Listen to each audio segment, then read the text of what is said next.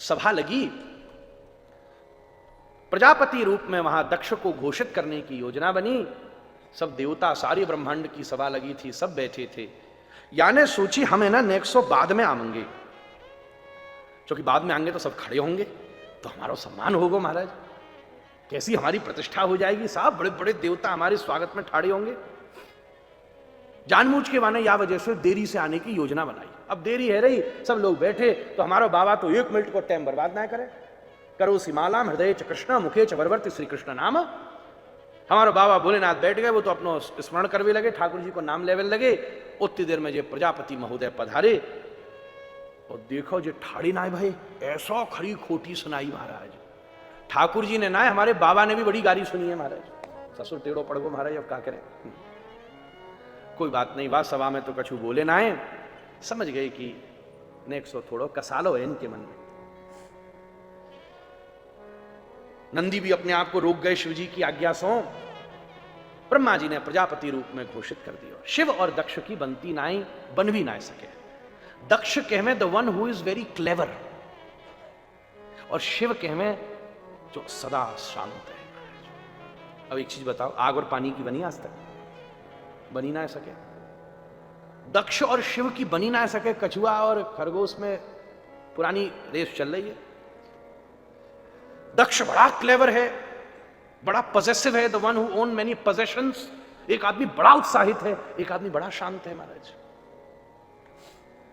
सती जी को ब्याह हुई गयो तो एक दिन दक्ष ने यज्ञ रखो, इन्हें न्योता तक ना दियो। वो देवों की पत्नियां जा रही, उनने सती जी को नेक लुभाई दियो। सती जी बोली हम जाएंगे यज्ञ में। भोलेनाथ बोले कोई फायदा नहीं है, वो अपने अभिमान में है, हमारी जावे थे कोई अनकंफर्टेबल होवे तो ऐसा काम ही क्यों करो, क्या जरूरत है ऐसी जगह जावे की।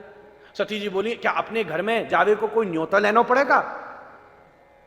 भोलेनाथ अड़े तो ना है, रास्ता दिखावे। सदपुरुष कभी अड़ता नहीं है, और उसकी बात न मानो तो वो कभी बुरा नहीं मानता। ऐसे व्यक्ति की बात जरूर मानना जो तुम्हारी बात न मानने पर कभी बुरा न माने, वाकी बात सदा मानियो, क्योंकि वो तुम्हारे हित की बात कर रहा हो, अपने अभिमान की बात ना कर रहा। और तुम्हारी बात न मानने पर जो तुरंत बुरा मान जाए, वहां को मतलब महाराज थोड़ा सावधान रहने की बात है, क्योंकि परहित वारो कभी बुरो ना माने, कहीं ना कहीं अपने हित वारो ही तुम्हारी बात पे बुरो मान सके। भोलेनाथ ने कही सो ठीक है तुम्हारी इच्छा। ये अपने घर पहुंची, नंदी आदि साथ में भेज दी ने। प्रसंग सो आप परिचित हैं, पर वहां पर सती जी ने देखो कि एक तो सभी अपेक्षा कर रहे हैं, सभी उपेक्षा, बहनें अच्छे से बात ना कर रही, कोई अच्छे से परिचय ना करा रहे हो, और जब यज्ञ में अपने दिव्य पति को अपमान देखो तो सती जी के क्रोध की सीमा नहीं रही। आज मेरा यह दुर्भाग्य है कि यह शरीर जो शिव सेवा में लगा है वो आपके द्वारा उसका जन्म हुआ है। सशरीर सती जी ने यज्ञ कुंड में प्रवेश कर लिया महाराज। वह समय जब यह लीला चल रही थी, सती के जहां जहां अंग गिरे वहां सब सिद्ध पीठन की रचना है गई। वह समय भृगु अपनी दाढ़ी पे हाथ फेर रहे थे, पूछा हंस हंस के देख रहे थे। अभिमान में दक्ष को सिर तनो भयो। नंदी ने जाके भगवान शंकर को खबर प्रदान करी।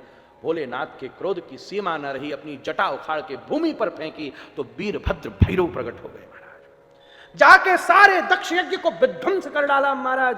भृगु दाढ़ी नोच पे हाथ फेर रहे थे, बाकी दाढ़ी नोच डाली, पूछा के दांत तोड़ डाली और दक्ष को मस्तकोच्छेदन कर दियो। साची बात तो यह है, जो संत के सम्मान में सिर न झुके वो लगो भयो भी कटोई भयो है महाराज। भारम परम पट्ट किरीट जुष्टम, ये भार के ही समान है। भीषण सब यज्ञ विध्वंस है गई, देवता सवरी भूखे रहने लगे।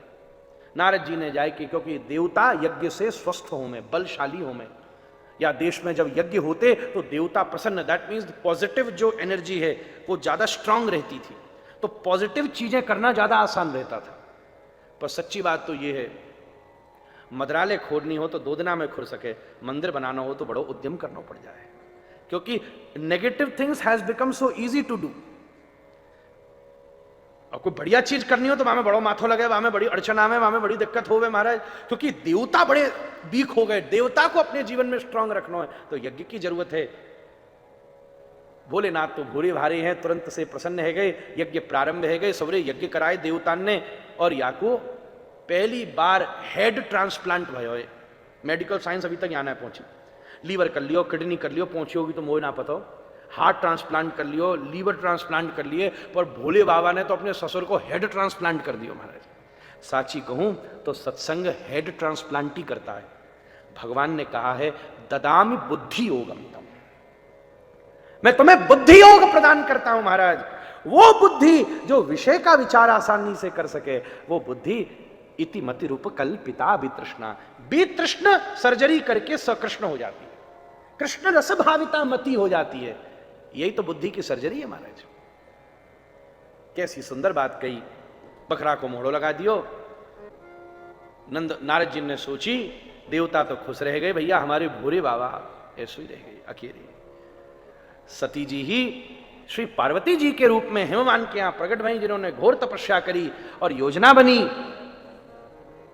कि नारद जी ने जाके हिमालयों से ऐसा वर्णन कियो, भैया आपकी लाली के ताई ऐसा दूल्हा है, बाकी आंख ही ऐसी है कि बाकी आंख से तुम ब्याह दोगे छोरी अपनी। नारद जी जैसा व्याख्यान कोई कर सकेगा? हिमालय बोले ठीक है। नारद जी कह रहे तो बात पक्की रही, ले आओ भाई बारात। ठीक है, बारात बुलाई जाए। सबरे देवतान ने लेके भोले बाबा चले महाराज बारात में, नंदी पर विराजमान है के ससुर साहब ने द्वार पर खड़े हुए के स्वागत करने की तैयारी करी।